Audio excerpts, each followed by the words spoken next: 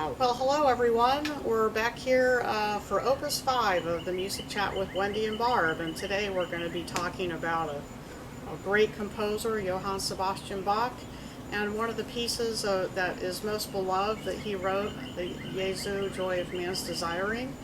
And so we're going to begin by just talking about Bach a little bit out here and outdoors, and then we'll go in and talk about the piece when we change to the inside, and we'll have a little performance at the end for you. So we both we did a little research on Bach, and we kind of knew what we were getting into. When you research Bach, there's a lot to know. So we'll try to weed it down for you a little bit and just keep the highlights of what we found and the things that we think that you would find most interesting. So Barb, tell us what you found. Well, the thing is, as a musical scholar, you could spend lots and lots of times. Years. Yes. And there is so much information out there. And I don't believe in this setting that we need to do that. Of course not. What I wanted to do was kind of put a personality to Bach, because so many of us look at Bach, or many people look at Bach, and they have always had the picture of him with his white wig, and he's kind of like stuck up there with all the three Bs, Bach, Beethoven, Brahms, and that's how they know Bach. Yeah. But I wanted to bring out the fact, especially in these times, that he was kind of a little rebel in a way. And if you do a scholarly look at Bach, they talk about when he was in Weimar, when he was in Leipzig, when he was in Curtin, whatever, I don't think we need to know that. But what I will say is that he continued to try to better himself, and if he was in a situation that put him in a box, it was really hard for him, because he has such a passion to be able to create music in a new way at that time. And we're talking about the 1600s, he was born in 1685, but most of his composing, of course, was in the 1700s, which is, the late 1600s, because it was the Baroque period. And Baroque is not a word that just is close to barbecue, where a lot of people think. I mean, in the Baroque period, just briefly, again, there's so much to it, but the arts, I think, took that awakening from the Renaissance and said, wow, this is so cool. The arts are finally part of humanity again. Let's make it really fancy. And it moves. And it Baroque moves, right? And it's fancy. Really moves. It's fancy. It's got lots of notes. The architecture's the same way. So there we are in the Baroque period, and here is Bach, who was born into a musical family. So his father taught him pretty much the basics of playing a string instrument. Violin. A He violin. was a violinist, yeah. And then his parents died when he was fairly young, so his brother raised him, and his brother was an organist. Yeah, I read when I was doing the reading, he had like 76 male relatives, 76 or 8 or something like that, who were musicians. Musicians, yeah. And think about it. 50 some were named Johann. Yeah, well, John, But think about it, back in those times, I think people were pretty much kind of locked into whatever their families did most of the times. I don't think that they had the opportunity to branch out. And for Bach, as a musician, early on, he chose to write sacred music. He made that choice. So that means that he would go, for instance, to Weimar, and the Duke of Weimar would hire him to be the organist or to be the choir master. There was all these little dukedoms, Yes. And the musicians were hired by them. Well, pretty much in that time period, and really for hundreds of years, the main occupations for musicians were you either were going to work for the church, right, or you're going to work for the king or the duke, right, or whatever. Mm-hmm. And luckily for Bach, he had church jobs in pretty much his whole life. And I think that's what he chose. Right. Because he could have gone the other way and written a lot of chamber music just for entertainment. But he really decided to become a sacred musician. And I believe that his movement from one place to the other, because he did move quite a lot in his career. But I understand it was not in a big geographical No. area. He was kind of in the same Yeah. area of Germany. But it was because, you know, they were limited in how far they could Right. go. But I think every time that he felt like he was being stifled, he sought new places. And he was such a amazing musician. Even at 18, he was just like so accomplished. And I believe that he wanted accomplished musicians around him that didn't complain that he wrote too many notes, you know. And he wanted to be in a position where he had the freedom to write how he wanted to do that. There's a little story about the Duke of Weimar. It's not a, I mean, it happened. The Duke was kind of a snivelly kind of a guy, as he's portrayed, and Bach worked for him. He continued to try to get the Duke to embrace his new musical styles and whatever. And there was another musician in the court, and he said, "We just like the old hymns. Don't harmonize them so much. The congregation can't follow it. Just give us the old hymns, you know." So obviously Bach was going to feel very stifled by that. And he decided that he wanted to go to Curtin, where there was going to be a new organ, I believe, and the potential was greater. The potential was greater. Yeah. So the Duke, whose nephews were in the dukedom of Curtin, said, "You shall not leave me. I have hired you, and take him away. Put him up in the tower, and so he can't leave." And he actually was there for about a month. But when he was there, he was composing because I think he wrote like 46 Yeah. works while he was in jail. and there was this thing of how I'll take this music and throw it out, and he goes, "You can't take it out. It's right there." You know, right, that's awesome. So eventually, when he got out of the little confinement, he left and went to Curtin, and you know he was able to do wonderful writing there. So there's a lot about his passion and his desire to be able to write his music the way he wanted to, that I don't know that people think about when they see the picture of him, you know. Well, we all think of the composers, they have no feet. I know. They're just from here up, right. and they all have the wig, and Yeah. it just seems a little unattainable or unapproachable Right. to, but they were real people, and they had these real lives, and they had real families, and Bach sure had a lot of family. Tell us about his family. He first married his cousin, Barbara Bach, and she didn't live very long. I think maybe they might have had some children, but I think so. she didn't live very long. And he was very, very depressed after that, of course. He was really portrayed, as I've seen him, as a wonderful, caring family man. Right. And then he married Anna Magdalena, and between his two wives, he had 20 children. 10 of them survived. Right. So, and they were musical as well. You know, the And whole he died family at as well. 65, so fathering 20 children. Yeah. He was busy. a dad all the time. Yeah. He Right. was, Yeah. He was busy with baby Bach throughout his life, really.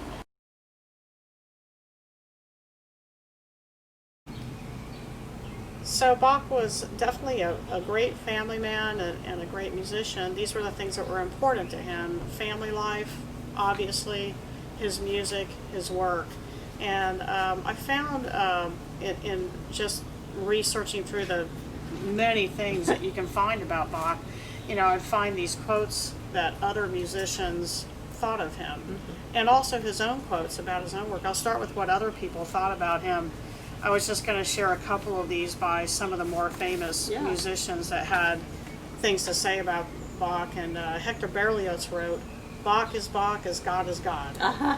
And Claude Debussy wrote, "A benevolent God to whom musicians should offer a prayer before setting to work so that they may be preserved from mediocrity." Oh, nice. Mozart said, "He is the Father and we his children." Beethoven said, "His name should be Ocean, not Bach." And what he was referring to in German, Bach means little creek or river. Oh, okay. And so should be ocean, not a creek. Very cool. That was Beethoven. And then Robert Schumann Schumann says, "We are all dilettantes compared to him."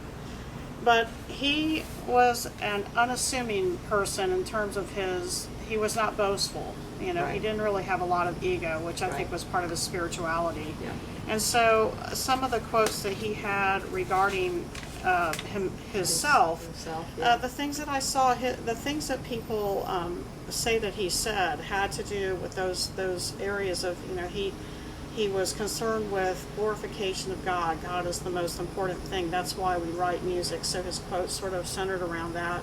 And then he had some quotes about what he thought of his own playing, and also the reason for writing music. So I kind of just took one quote from each of those areas. And so this is the quote that kind of sums up how he felt about writing about music. "I play the notes as they are written, but it is God who makes the music." And about his playing, he says, "There's nothing remarkable about it. All one has to do is hit the right keys at the right time, and the instrument plays itself." And regarding the reason for writing music, "The aim and final end of all music should be none other than the glory of God and the refreshment of the soul." That's wonderful. That's Bach. And you know, that's, I was thinking when you were saying about you just have to hit the notes and whatever, but the notes that you are hitting have to be great notes. And That's it. I mean, that's such an unassuming quote. Yeah. And we know that's. I mean, he was a very virtuosic organist. He, the one story that I know we need to move inside and talk about our piece, but I'll just talk about this story about he took a leave of absence, walked like 200 miles or Right. something like this To to study. be able to study and meet Buxtehude, Yeah. who was the great organist of the That's time, right. and was a great influence of Bach. And he used that time to really up his game, so to speak. And I thought that was a great story. I mean, if you want to learn about somebody in this time period, it's not an easy task. You have That's to just exactly get on your right. feet and go. Yeah. So. And you know, I spoke about his passion because I really appreciate that. And we as musicians we have a way to express that is just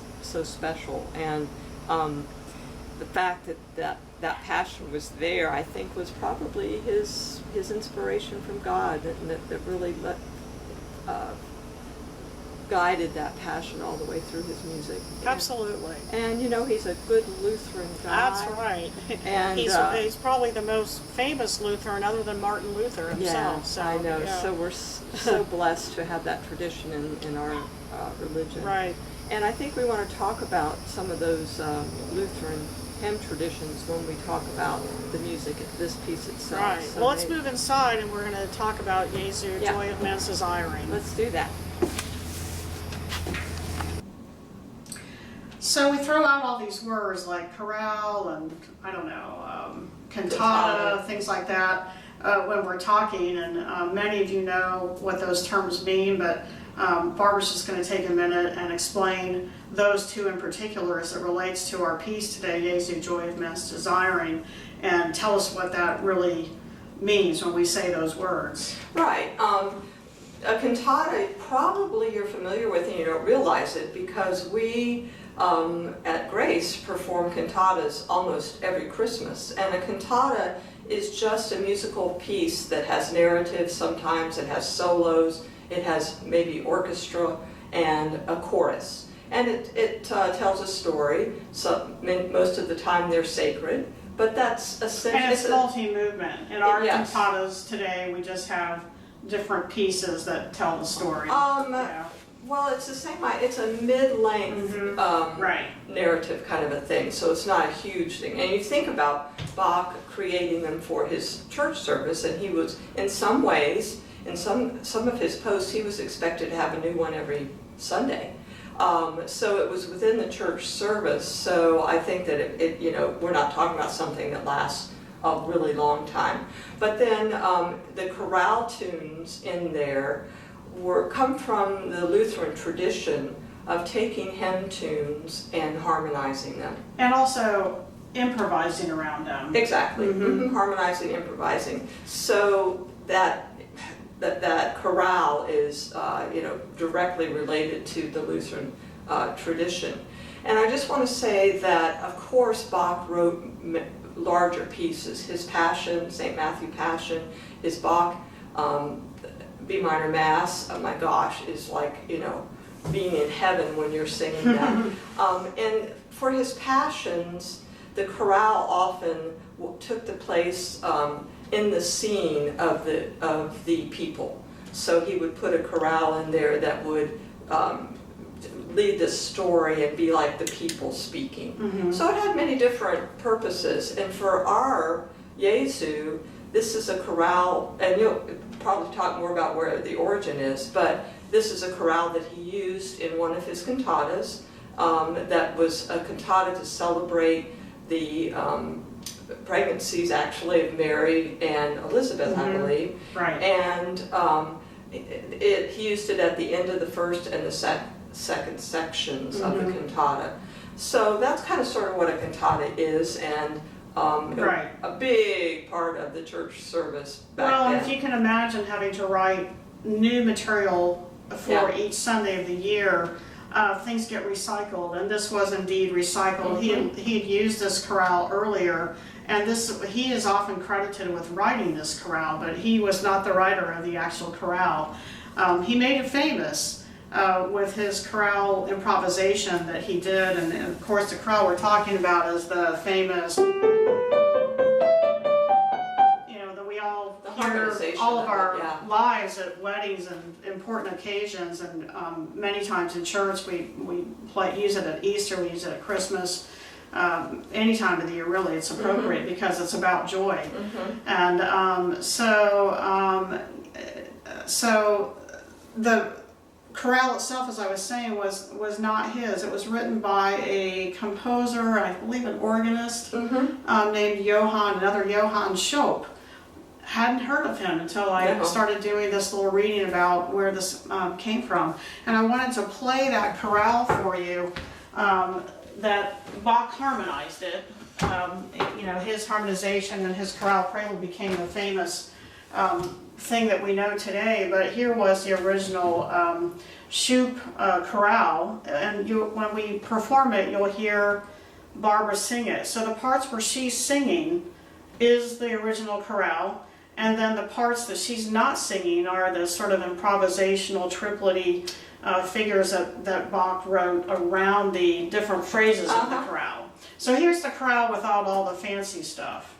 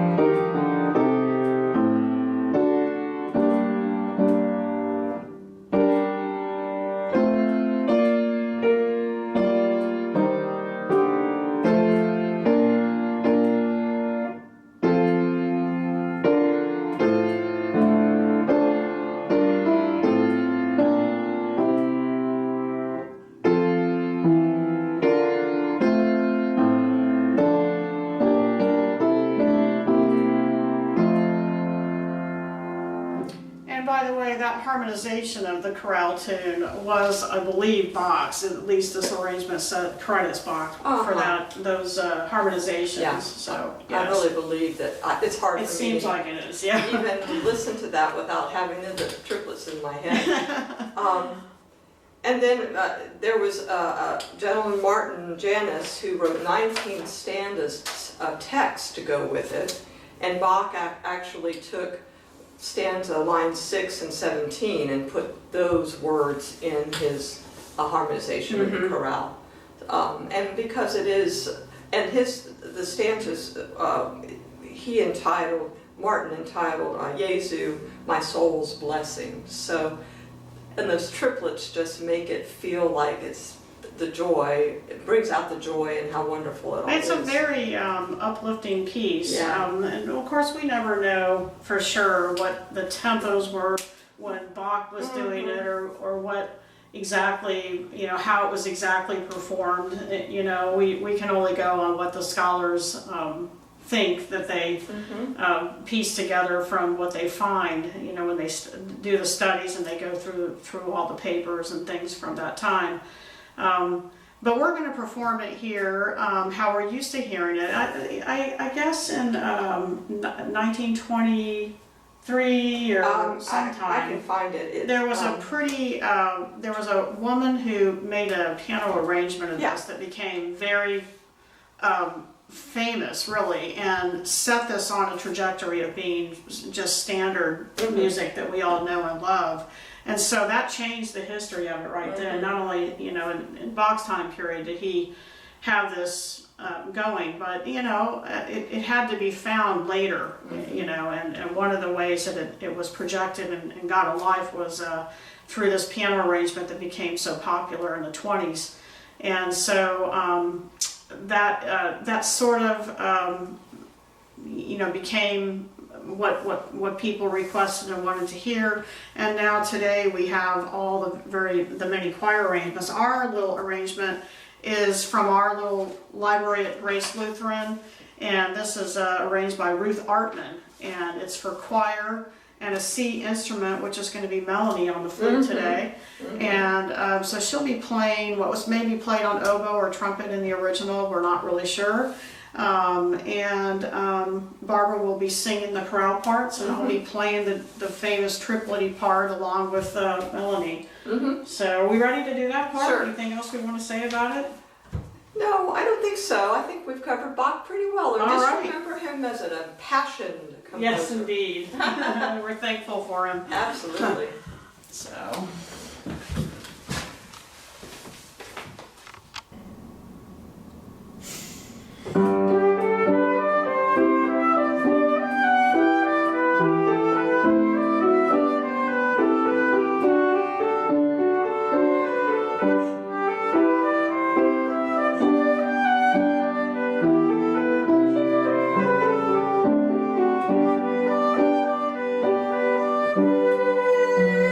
Jesu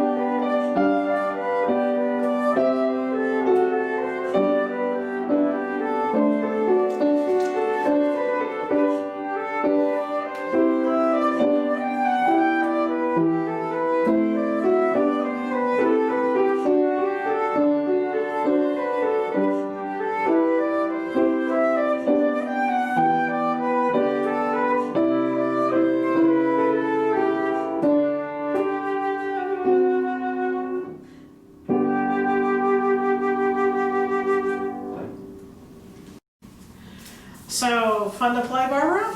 Fun to sing, It's yeah. definitely fun to play. Yeah, it's definitely fun to sing. But hopefully fun to listen to as well. We're going to put a link on here that will direct you to an article on YouTube. That it was a great article, but it also has a recording within it that I thought was probably pretty characteristic of maybe how the original was scored and performed. So check that out if you want to explore further. And I'll just conclude with one thought that we forgot to mention about Bach, that I guess he'll be for the ages, because he is up on the Voyager that launched in the 70s, the 1970s.